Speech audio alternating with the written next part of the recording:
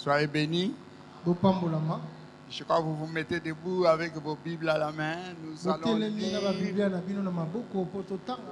lire la parole de Dieu. Le thème que nous allons développer aujourd'hui s'appelle la reconnaissance envers Dieu. La reconnaissance envers Dieu. La reconnaissance envers Dieu. Ils ne sont pas nombreux les croyants qui sont reconnaissants.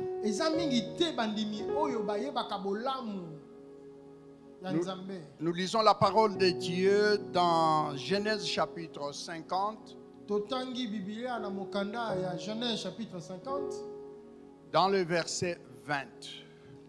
Nous pouvons commencer 19 à 20.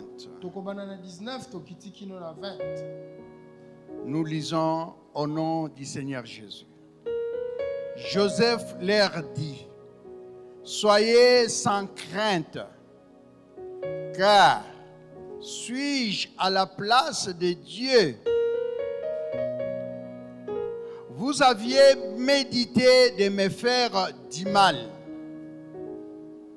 Dieu l'a changé en bien pour accomplir ce qui arrive aujourd'hui, pour sauver la vie à un peuple nombreux.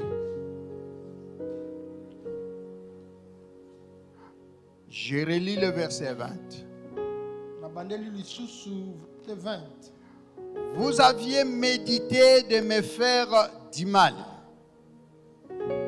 Dieu l'a changé en bien pour accomplir ce qui arrive aujourd'hui, pour sauver la vie à un peuple nombreux. Parole de l'Éternel. Mettez-vous. Moi, je suis un enseignant. Quand je viens dans une église, souvent, je donne des enseignements. Il m'arrive aussi de prêcher. Parce qu'il y a la différence entre la prédication et l'enseignement.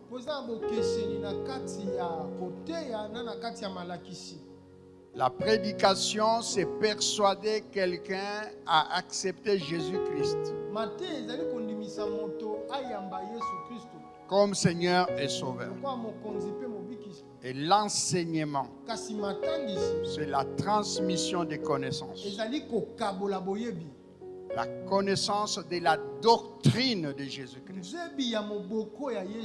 Et c'est une recommandation sine qua non.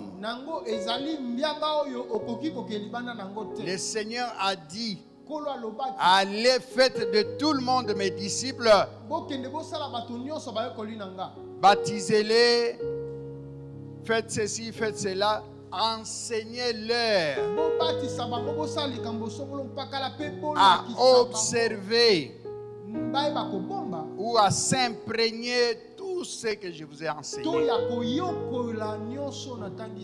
Parce que l'évangile a comme base les enseignements de Jésus-Christ. Tout ce que Jésus a enseigné. Et nous sommes appelés à poursuivre cette mission d'enseignement, afin que les gens puissent s'imprégner de la doctrine de Jésus-Christ, que les gens soient assis dans le fondement des Écritures, parce que c'est là où il y a les 7 clés de l'identité chrétienne.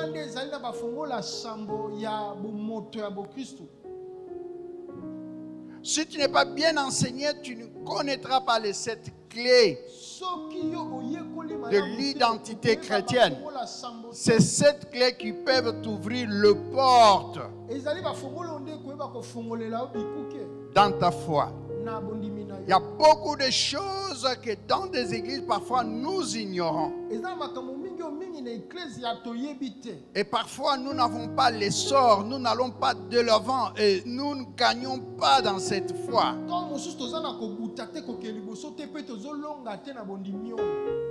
Parce que parfois, on n'est pas assis dans la doctrine. La reconnaissance envers Dieu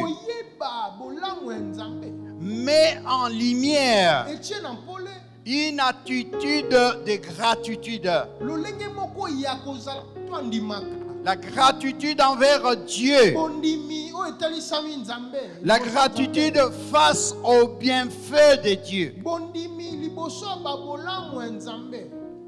La reconnaissance envers Dieu engendre la joie. Tu es content de ce que Dieu fait pour toi. Le souffle de vie. Tu dors, tu te réveilles. Le mouvement que les autres n'ont pas. Les autres ne dorment pas.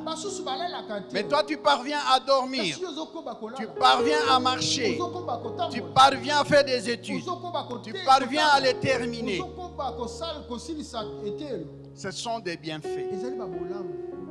Est-ce que quelqu'un m'entend? Et maintenant, nous devons avoir une attitude de gratitude face à tous ces bienfaits. Parce que l'homme n'est pas ce corps que nous voyons. Mais l'homme, c'est le souffle de vie qui est en lui. C'est l'esprit qui lui donne l'intelligence. Parce qu'en réalité, dans l'homme, ce qui est très important et capital, c'est l'esprit. Si ton esprit te quitte maintenant, on va t'appeler cadavre. Fantôme, je ne sais pas, le corps, on va dire, c'est le corps d'un tel. Mais ce n'est pas lui, mais c'est son corps. Parce que le corps n'est qu'une enveloppe. Quand quelqu'un meurt, il déménage, c'est-à-dire son esprit déménage dans les corps matériels et il entre dans les corps spirituels. Ce n'est pas la leçon d'aujourd'hui. Mais je voudrais tout simplement donner une petite explication pour que tu comprennes le bienfait du Seigneur.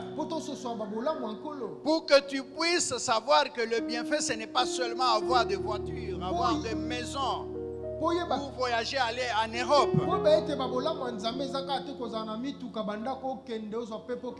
Avant d'avoir tout ça, tu as besoin de la santé. Tu as besoin d'être vivant. Tu as besoin d'avoir la paix. Et tout ça, ça vient de Dieu. C'est Dieu qui est le promoteur de toutes ces choses. Et raison pour laquelle un enfant de Dieu, il doit être reconnaissant.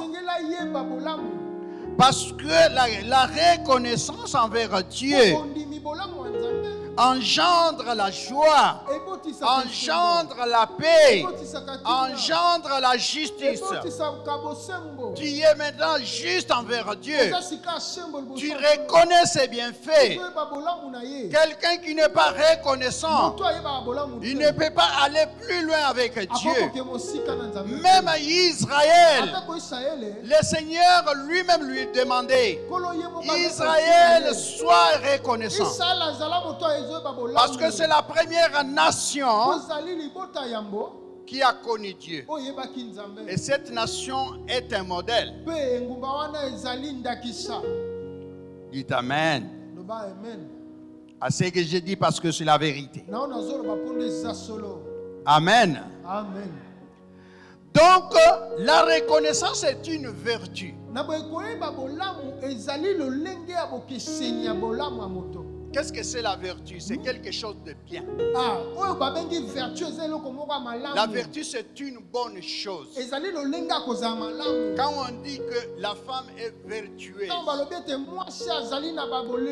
c'est que c'est une femme de bon sens. C'est une femme qui fait de bonnes choses et qui est une bénédiction dans la société. Et la reconnaissance, c'est une vertu. Quelqu'un qui est reconnaissant est vertueux. Et c'est pour cela que nous voyons dans les textes de 1 Thessaloniciens chapitre 5, verset 16, on encourage la reconnaissance. L'apôtre Paul dit: soyez reconnaissants, rendez grâce à Dieu pour tout ce que Dieu fait pour vous. Tu as un mariage, rends grâce à Dieu. Tu as une maison, rends grâce à Dieu. Tu respires, rends grâce à Dieu. Ici, aujourd'hui, je vais vous montrer la manifestation de ce qu'on appelle la reconnaissance. Comment tu peux manifester? Comment tu peux manifester la reconnaissance envers Dieu? Ce n'est pas seulement dire Dieu. Mais il y a des facteurs, il y a des choses que tu dois faire qui doivent montrer à Dieu que tu es reconnaissant. Amen, amen. Alors, la reconnaissance est un moyen de reconnaître que tout vient de Dieu.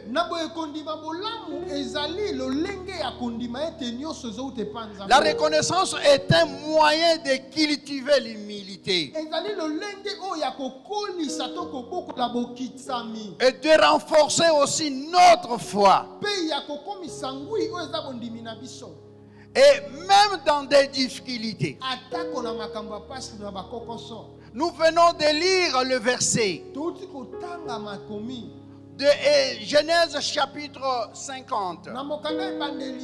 Le dernier chapitre du livre de Genèse que nous venons de lire. Dans le verset 20. C'est Joseph qui parle. Joseph, il dit à ses frères: vous aviez médité de me faire du mal,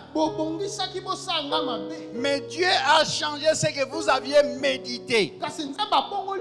Il a changé ça en bien pour sauver, pour que je sois le sauveur d'un peuple nombreux. Mais essayez un peu de vous souvenir comment Joseph est arrivé en Égypte. Mais par ces paroles, on sent la reconnaissance. Il reconnaît que si il est parvenu à être le sauveur de son peuple pendant la famine, c'est parce que Dieu a changé le mal en bien. Et raison pour laquelle nous devons nous réjouir aussi dans les difficultés. Parce que certaines difficultés ont quelque chose de caché derrière. Joseph était en difficulté quand il est parti en Égypte. Il était nu.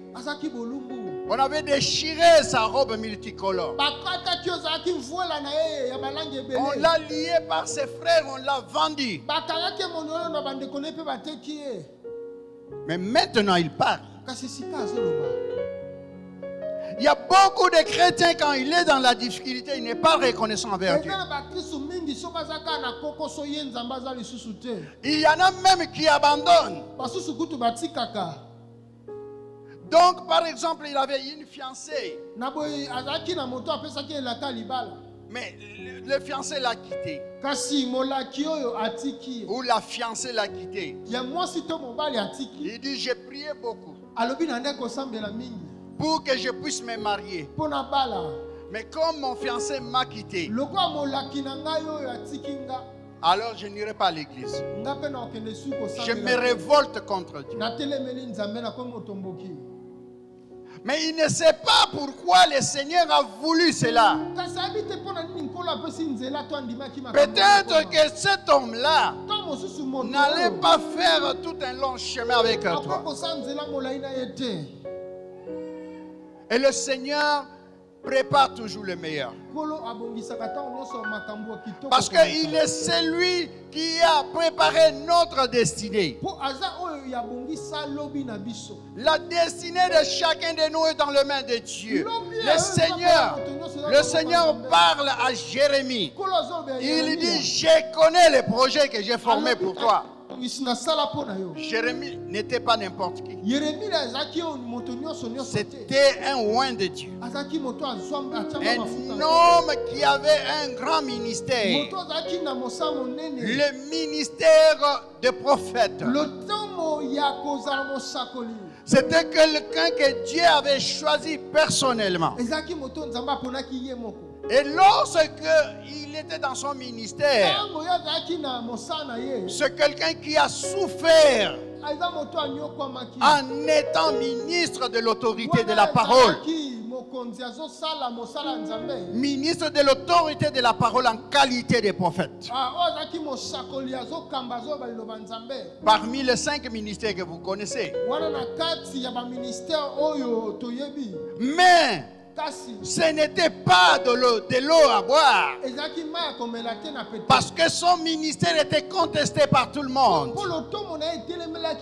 A commencer par le roi du pays. Et il a même commencé à pleurer. La Bible, nous avons un livre qu'on appelle Lamentation de Jérémie. Il est en train de pleurer. Il voulait ne pas être même prophète. Ça signifie quoi? Ça signifie que Dieu peut permettre même que vous puissiez connaître certaines difficultés. Parce qu'à travers les difficultés, il y a un enseignement. Il y a quelque chose de caché derrière. Il y a une bénédiction qui viendra après. Il y a une élévation qui viendra après. Comme le cas de Joseph. La reconnaissance se manifeste par des choses que nous devons faire, entre autres. Par de prières de louange. Parce que quand nous chantons aussi, nous sommes en train en même temps de prier. Et quand nous dansons pour le Seigneur, comme j'ai filmé le pasteur, je vais montrer à l'église en Europe là-bas. Vous savez, vous ne savez pas comment être reconnaissant envers Dieu. La louange, c'est un signe de reconnaissance. L'offrande, c'est un signe de reconnaissance. La dîme, c'est un signe de reconnaissance. Les prières de jeûne, les actions de grâce, ce sont des manifestations de la reconnaissance. Dieu peut reconnaître que tu es reconnaissant à partir des gestes que tu fais. Alléluia. Amen. Alléluia. Amen. Les amis, il y a des principes de la reconnaissance. Quand tu es reconnaissant envers Dieu, le premier principe, c'est l'humilité. Il ne faut pas le faire avec orgueil. Non. Il faut être humble. Parce qu'il y a certaines personnes qui veulent montrer leur reconnaissance tout en étant orgueilleux, mais tu es en train encore de pécher. Par exemple, certaines personnes qui donnent l'argent à Dieu, il prend par exemple le billet hein, de $100, il tient comme ça. Hein, pour venir jeter dans les paniers.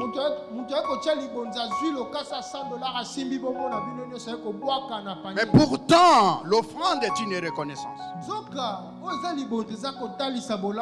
C'est une manière de manifester la reconnaissance. Mais le principe de la reconnaissance, il faut le faire avec humilité.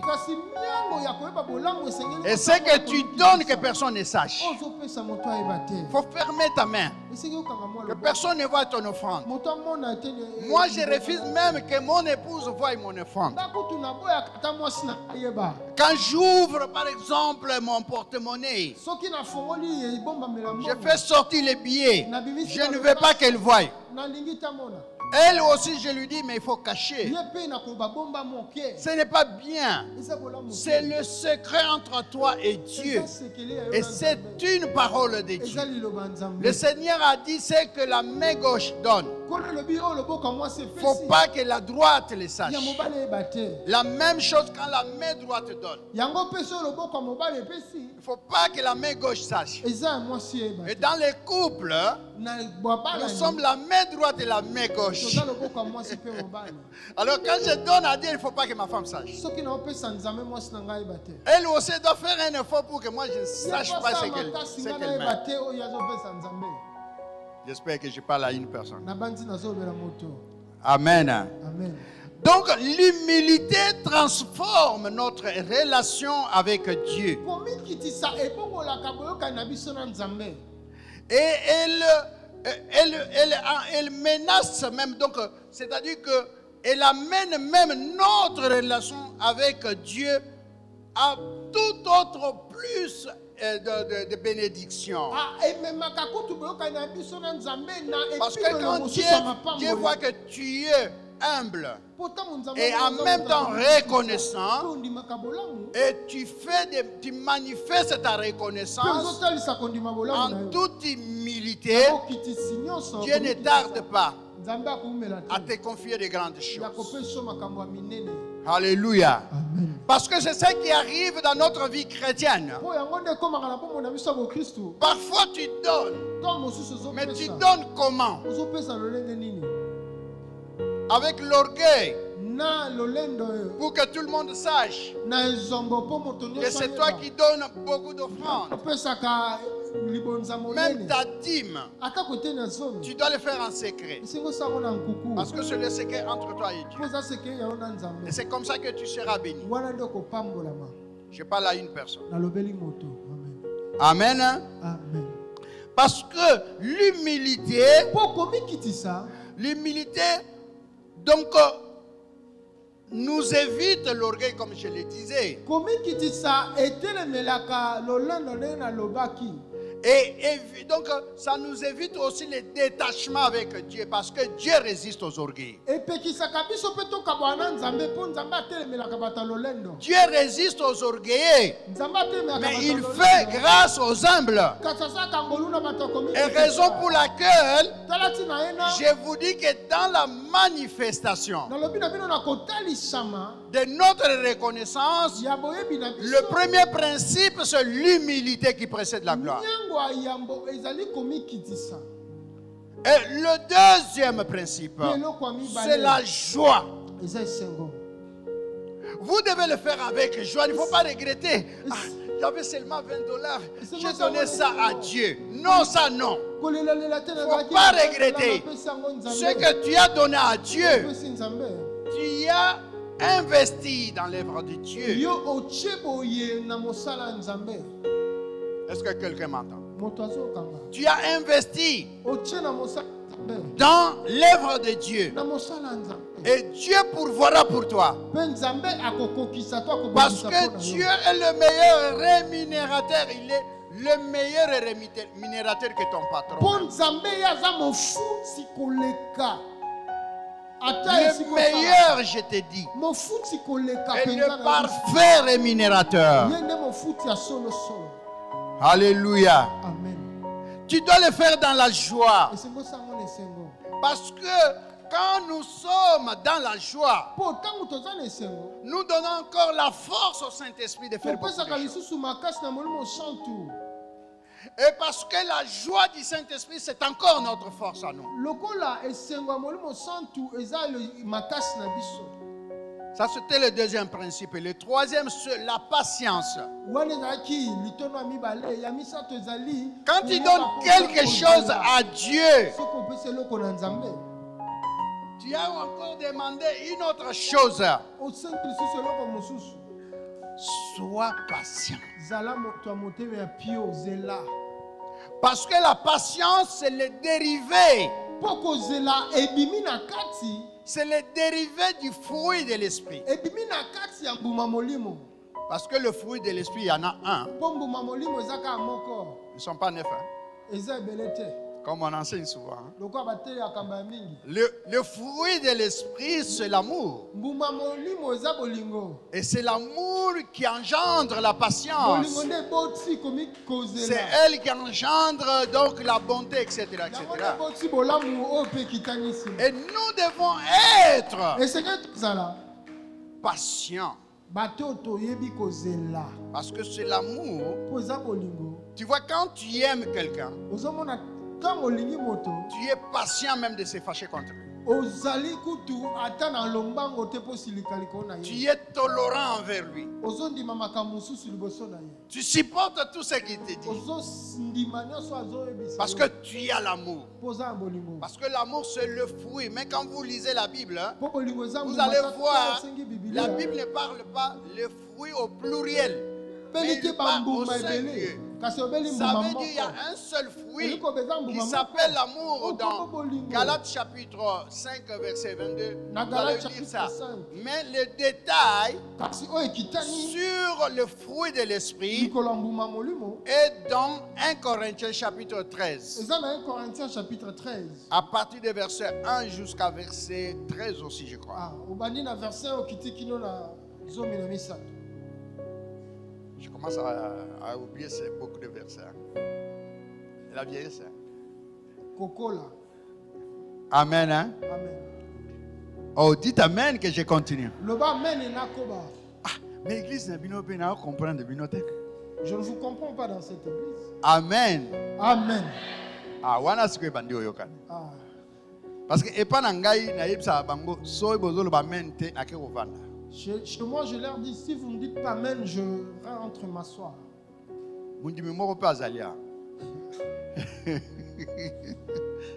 Amen, amen. Voilà, je voudrais vous montrer que la manifestation pratique de la reconnaissance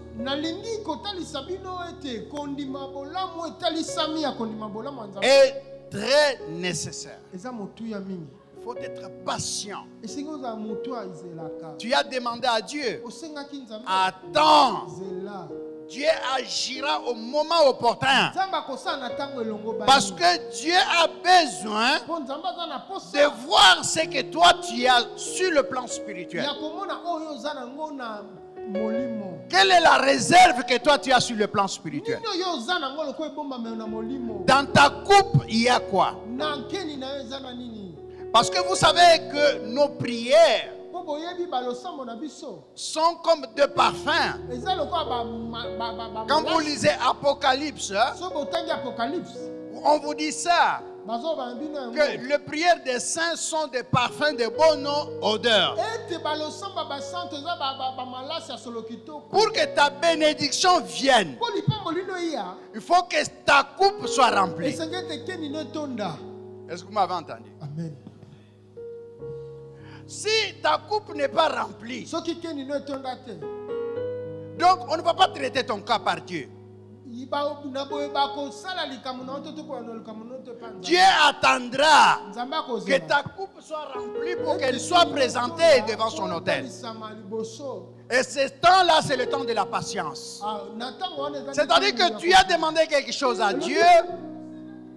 Tu es reconnaissant envers Dieu. En même temps, tu as demandé, tu es patient. Et tu ne dis pas de bêtises contre Dieu. Tu ne vas pas commencer à dire, ah vraiment, nous sommes venus seulement accompagner les autres. Non.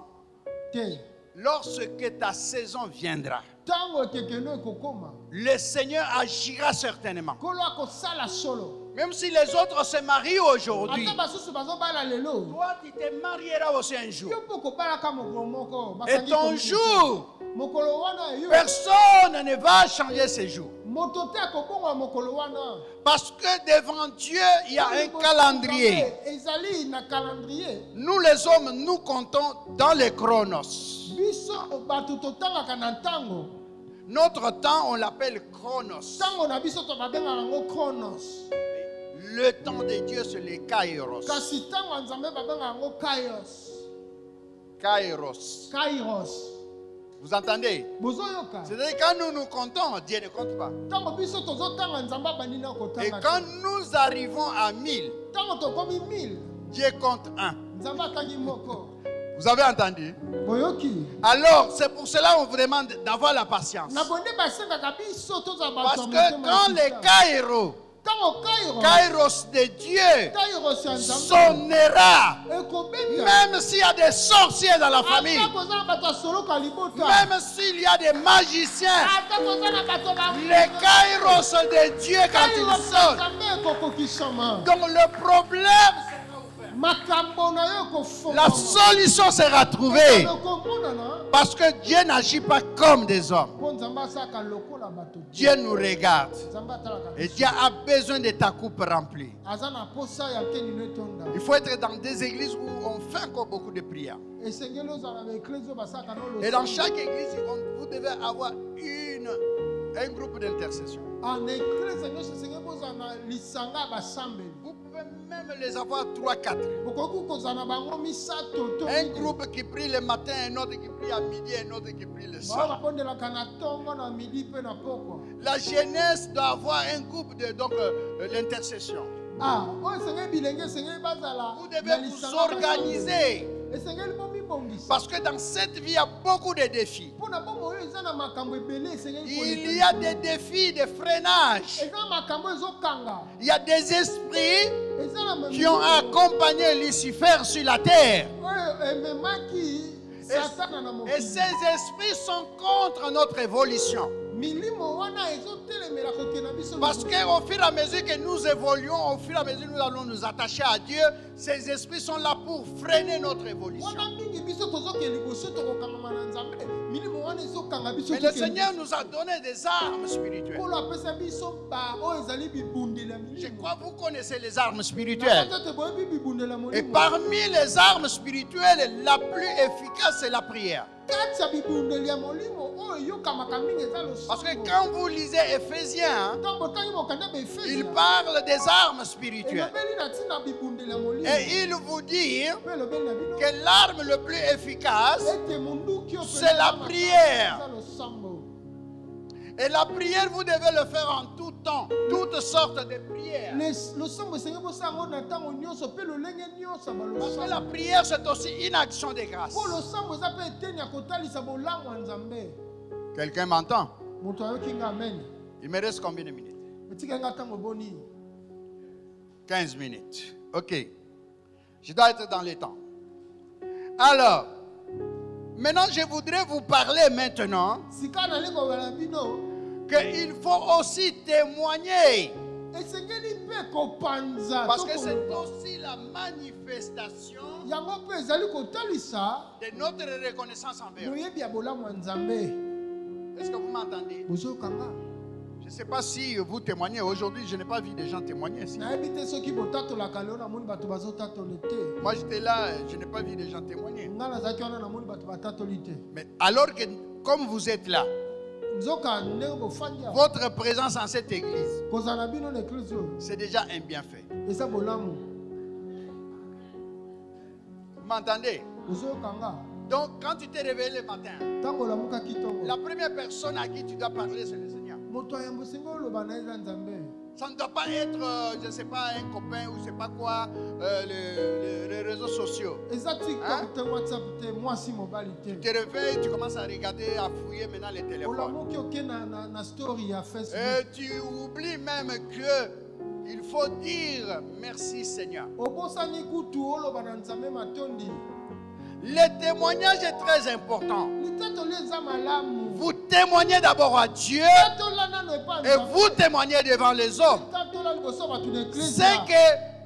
Ce que Joseph est en train de faire, c'était un témoignage devant ses frères. Vous aviez médité de me faire du mal, mais Dieu a changé le mal en bien. Il peut vous arriver aussi qu'il y a des gens qui veulent vous faire du mal dans votre vie. Mais si vous êtes un enfant de Dieu, Dieu va changer cela en bien. Je disais que Dieu va changer ça en bien. Parce que je sais que dans nos familles africaines, il y a des gens qui pensent que l'enfant de tel ne peut pas évoluer. Ils pensent que ce sont eux les chefs de famille.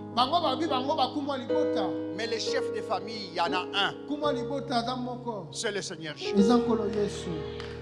Alléluia. C'est celui-là qui est au-dessus de tous les chefs. Il est au-dessus de tous les rois. Un petit roi de ta famille, il ne vaut pas devant le grand roi. Yoshua Yomashua, quand il s'élève, les esprits se taisent et les esprits obéissent parce qu'ils les connaissent. Et quelqu'un qui a Christ, il a la victoire sur les mauvais esprits. Vous avez les esprits qui disent nous connaissons Paul parce que Paul avait Christ. Mais vous êtes qui? Bien-aimés dans le Seigneur, la reconnaissance nous amène à grandir spirituellement, à devenir des héros de la foi. Parce que si tu veux être héros de la foi, il faut suivre le principe que je t'ai donné. Il faut suivre cette façon de manifester. Vous m'entendez? Amen. Votre façon, vous devez révolutionner votre foi. Il faut dire à Dieu, Seigneur, les choses doivent changer dans ma vie. Ta façon de servir Dieu, c'est encore un sacrifice. Et on nous appelle des sacrificateurs. Chaque personne à son niveau, à sa place où Dieu l'a placé dans l'église. Il doit servir Dieu avec dévouement et avec crainte. Il doit obéir aux principes établis. Parce que notre Dieu est un Dieu qui bénit ceux qui sont obéissants. L'obéissance vaut mieux que les sacrifices. L'obéissance vaut mieux que le sacrifice. Quand vous êtes dans l'église, vous n'obéissez pas au pasteur. Vous croyez que vous allez obéir à Dieu. Vous êtes menteur. Alléluia. Amen. Parce que quand vous n'obéissez pas à quelqu'un que vous voyez, comment allez-vous obéir à celui que vous ne voyez pas? C'est impossible. Donc tu fais semblant d'obéir à Dieu, mais tu n'obéis pas. Parce que le seul témoignage, c'est le troisième principe, hein, le témoignage. Ta façon de témoigner que tu aimes Dieu, que tu obéis à Dieu. Parce que le mot foi a combien de lettres? Combien de lettres? La foi. F, c'est quoi? C'est la fidélité. F, c'est la fidélité. Et la lettre O, c'est l'obéissance. O, c'est l'obéissance. Et la lettre I, c'est l'intégrité. I, c'est l'intégrité. C'est ça ce qu'on appelle la foi. C'est-à-dire que toi, tu es fidèle à Dieu. Et en même temps, tu es obéissant. Mais tu dois rester constant. C'est ça l'intégrité. Dans cette obéissance et dans cette fidélité. Parce que l'intégrité signifie rester constant. Par exemple, quand on dit sois obéissant, ce n'est pas seulement aujourd'hui. Demain aussi. Après-demain. Jusqu'à la fin de ta vie. Cette constance-là, Dieu aime ça. C'est pour cela Israël, des fois, il obéissait et Dieu le bénissait. Mais quand il désobéissait, Dieu le punissait. Et c'est le même chemin, le même parcours avec les chrétiens. Parce que Dieu est assis dans ses principes. Dieu ne peut pas aller au-delà de ses préceptes. Dieu ne change pas, mais c'est nous qui changeons. Est-ce que vous m'entendez? Dans l'église, commencez par être obéissant. Vous êtes fidèle à Dieu? Oui. Maintenant, ce qui vient, c'est l'obéissance. L'obéissance, vous la commencez à celui qui est établi ici. Parce que partout, Dieu est un Dieu d'ordre. Dans l'ordre, il y a ce que nous appelons le leadership. Et dans le leadership, Dieu établit le premier qui doit commander les autres. Et il y a ceux qui le suivent, qu'on appelle des collaborateurs. Parce que les leaders, on l'appelle les liturgos. Et tandis que les collaborateurs, donc vous là, vous êtes des collaborateurs, vous êtes des sunorgos. Les sunorgos, ce sont des gens qui reçoivent, qui s'imprègnent d'abord de la vision dont il est porteur. La vision en soi ne nous appartient pas. La vision appartient à Dieu. Mais Dieu l'a fait porter sur quelqu'un. Comme lui, il est le porteur de la vision de cette église. Maintenant, les sunorgos, c'est-à-dire les collaborateurs. En français, si vous voulez. Donc, les sunorgos, chaque département, ils ont une référence au porteur de la vision. Même si vous avez encore une vision, quelque chose qu'on doit faire pour l'église, il faut parler avec lui. Parce que dans une église, quelle que soit sa grandeur, on ne peut pas avoir deux porteurs de la vision. On ne peut pas avoir deux. S'il y a deux porteurs de la vision, c'est la fausse église. La vraie église a un seul porteur. Quand il n'est pas là, il faut Josué. Vous m'entendez? Pendant qu'il est là, il n'y a pas un Josué. Josué, il est sunorgos. Vous m'entendez? Pendant que Moïse était là, Josué, il était derrière. Quand on voyait les leaders d'Israël,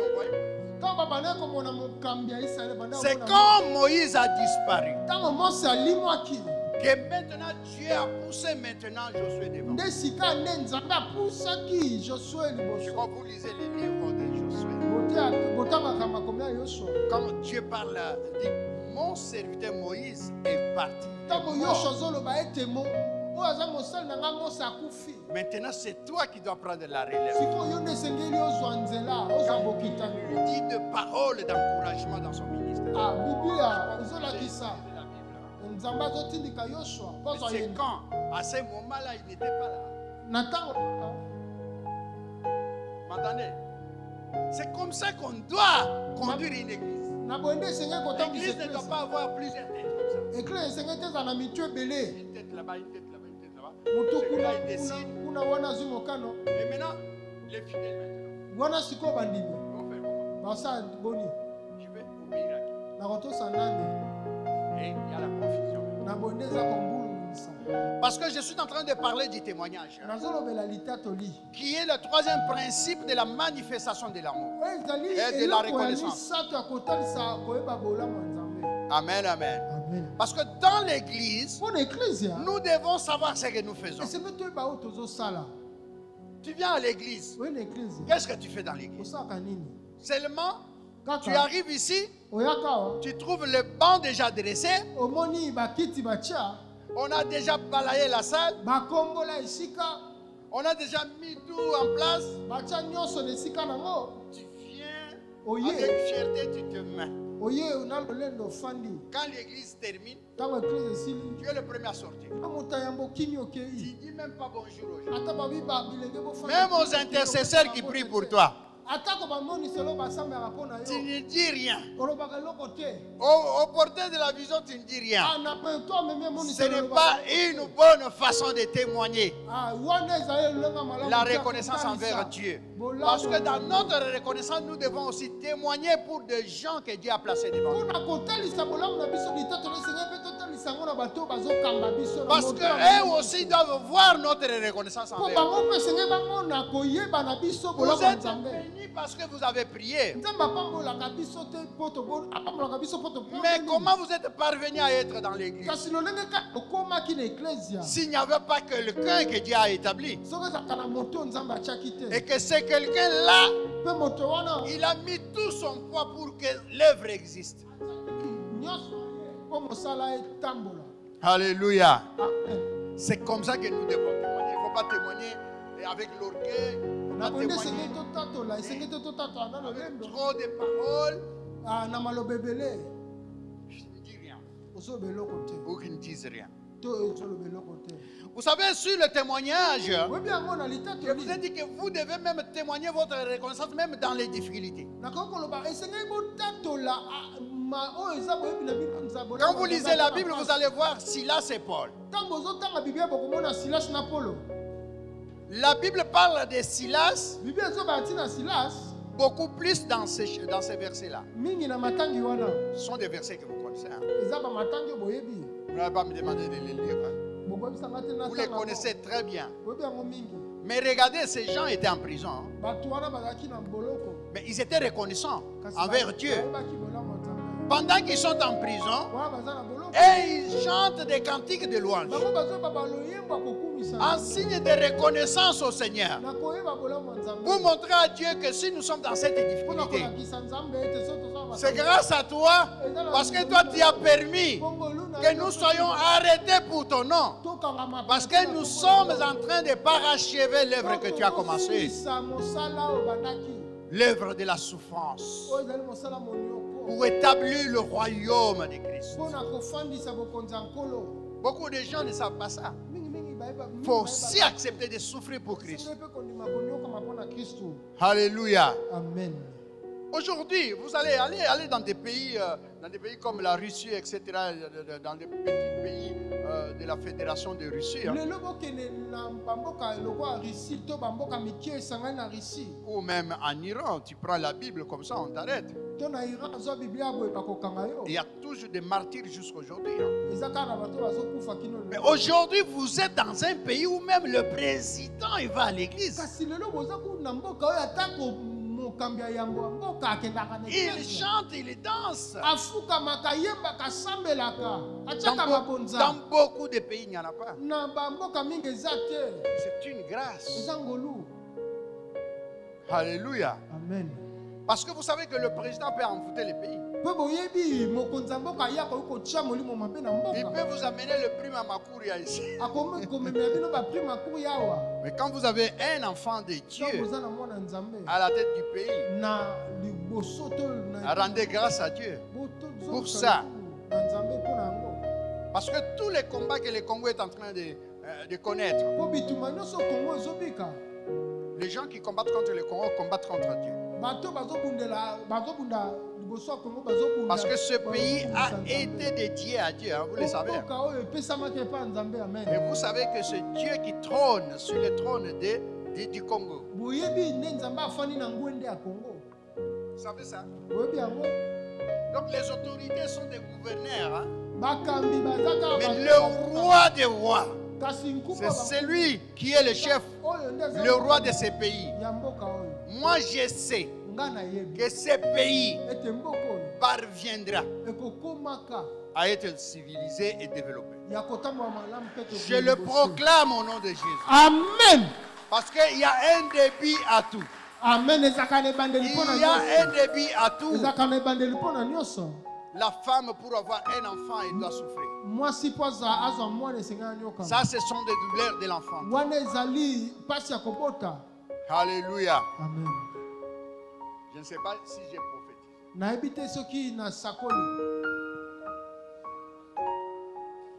Parce que je suis aussi un prophète. Nous allons prier. Aujourd'hui, je vais m'arrêter là. Je voudrais que tu pries en fonction de ce que j'ai prêché. Parce que la prière est une reconnaissance. Même vous, quand vous chantez, vous priez aussi. Prenons seulement, vous voulez que je prenne combien de minutes? 10 minutes, 15? 5 minutes, 5 minutes de prière. Prie comme si après tu ne prieras pas. Essaye un peu de prier pendant 5 minutes. Hein. Je voudrais voir toute la salle, chaque personne prier pour lui-même d'abord. Et après moi, je vais faire une prière pour tout le monde. Nous allons commencer à prier maintenant. Seigneur, nous te rendons grâce. Allons dans la prière. Nous te rendons grâce pour ta parole. Nous te rendons grâce parce que tu nous as parlé sur la reconnaissance aujourd'hui. Seigneur, nous te rendons grâce pour tes bienfaits. Tu es le même hier, aujourd'hui et éternellement, Seigneur. Quand tu envoies ta parole, c'est pour que ton peuple ne soit pas dans l'ignorance. Que ton peuple puisse maintenant sortir de l'ignorance pour entrer maintenant dans la connaissance. Parce que la connaissance, c'est le pouvoir. Nous bénissons le nom du Seigneur de Jésus. Nous bénissons de celui qui est le précurseur de l'évangile. Jésus-Christ de Nazareth, le grand roi qui règne dans les lieux très hauts. Jésus de Nazareth, qui est le premier et le dernier, lui qui est l'alpha et l'oméga.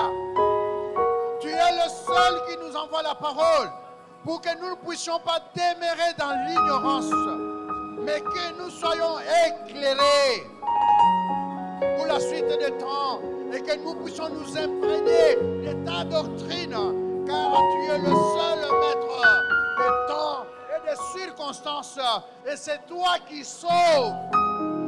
Le salut ne se trouve en aucun autre. Le salut se trouve en Jésus-Christ. Le salut ne se trouve en aucun autre. Le salut se trouve en Jésus-Christ. Le salut est en Jésus-Christ. La Bible nous dit, il n'y a pas de salut en aucun autre. Le salut est en Jésus-Christ. Celui qui a accepté de se donner à la croix de Golgotha. Celui qui a accepté de payer le prix de notre rançon. Le Shiloh de l'Église, le Régneur de tous les temps, le Maître des temps et le Maître des circonstances.